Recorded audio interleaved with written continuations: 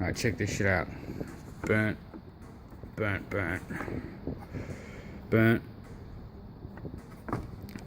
Melted to the casing. Fucking hell. Let's see if I can hold it without. Here we go.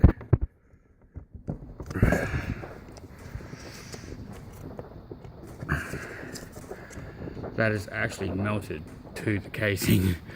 I've disconnected the battery, don't worry. Look at this shit.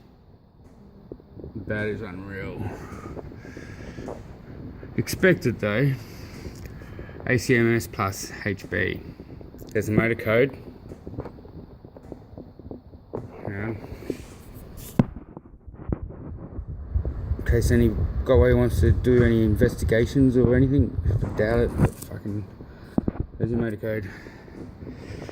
There's your melted wires to the casing. This is outrageous. Just wish I could afford the Kingsong I want.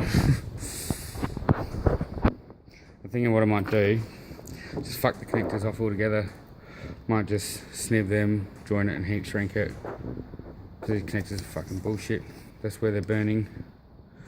I thought the S2 Plus was a newer model of the ACM and I thought they fucking fixed this shit, but obviously not. Maybe this is the real cause of my crash yesterday.